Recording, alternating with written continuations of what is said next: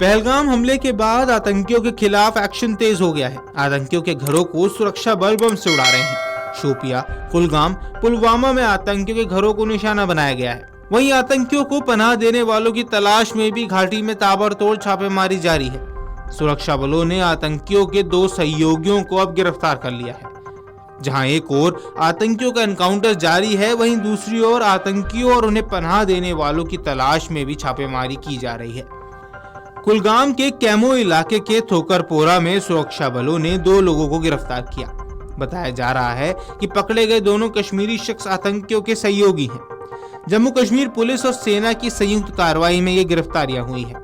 ये सहयोगी प्रतिबंधित आतंकी संगठन लश्कर तैयबा के सहयोगी गुट द रेजिडेंट फ्रंट से जुड़े थे और जिले में बड़ी आतंकी गतिविधि की योजना बना रहे थे। इनके पास से हथियार और गोला बारूद भी बरामद किए गए। पूरे जम्मू कश्मीर में आतंकियों को पकड़ने के लिए बड़े पैमाने पर ऑपरेशन जारी है।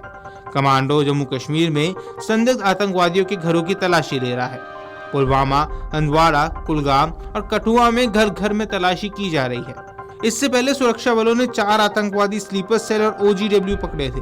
लश्कर तैयबा के संगठन TRF के इन आतंकियों की पहचान मोहम्मद रफीक खांडे, मुख्तार अहमद डार, रईस अहमद डार और मोहम्मद शफी डार के रूप में हुई है। चारों को कश्मीर के बांदीपोरा से सुरक्षा बलों ने पकड़ा। चारों आतंकियों के पास से गोला बारूद, विस्फोटक और अन्य आपत्तिजनक सामग्री भी बरामद हुई है। अन्य आतंकवाद विरोधी अभियानों में गुरुवार को उधमपुर जिले में सुरक्षा बलों और आतंकवादियों के बीच मुठभेड़ में एक जवान शहीद हो गया।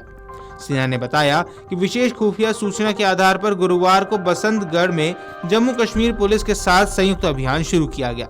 संपर्क स्थापित किया गया और भीषण गोलीबारी शुरू हो गई।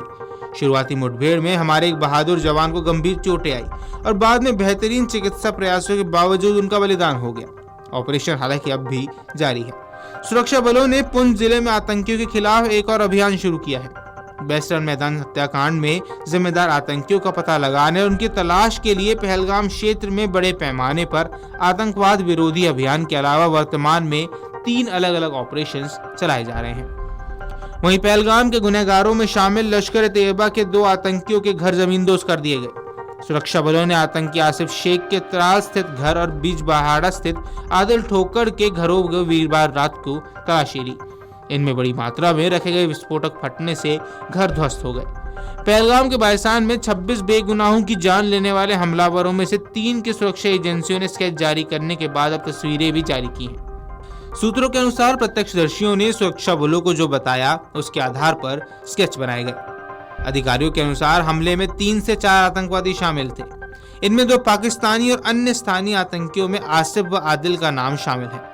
आदिल शेख ने गलत रास्ता चुना। इससे उसने अपनी और अपने परिवार की जिंदगी बर्बाद कर दी है। आसिफ का घर त्राल के उस इलाके में है जहां आतंकी बुरहान वानी रहता था। कुछ समय पहले एक मुठभेड़ में मारे गए आतंकी की डायरी में आसिफ के हथियार के साथ तस्वीर मिली। आसिफ ने 2017-18 में पाकिस्तान में ट्रेनिंग ली थी। कुछ साल तक अंडरग्राउंड रहने के बाद 18 अप्रैल 2022 से वह सक्रिय हुआ था और तब से लश्कर के फरमान पर वारदात को अंजाम देता आ रहा है। आतंकी आदिल 2018 में वाघा बॉर्डर के रास्ते पाकिस्तान भाग गया था। वहां उसने आतंकी कैंप में ट्रेनिंग ली और पिछले साल ही कश्मीर लौटा था। वह भी लश्कर के नापाक मंसूबों को दक्षिण कश्मीर में अंजाम देने आ रहा था। उसे युवाओं को आतंकवाद में भर्ती के लिए भी जिम्मेदारी दी गई थी। वहीं आपको बता दें कि उपराज्यपाल मनोज सिन्हा ने भी इस पर अपनी प्रतिक्रिया दी है। उपराज्यपाल मनोज सिन्हा ने कहा, घाटी में आतंकवाद का समूल नाश किया जाएगा। उन्होंने कहा कि देश को सेना, पुलिस और सुरक्षा बलों के जवानों पर पूरा भरोसा है। वे घाटी में आतंकवादियों का सफाया करने में सक्षम है।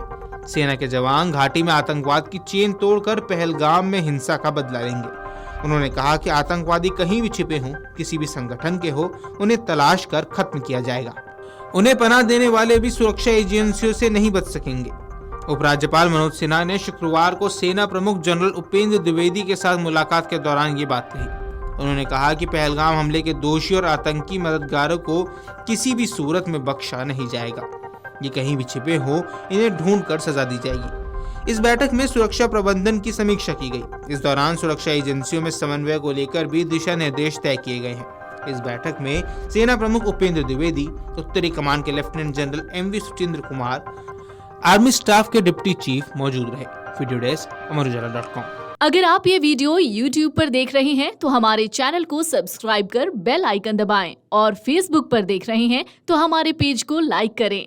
8 मिलियन प्लस सब्सक्राइबर, आपके इस भरोसे के लिए बहुत धन्यवाद।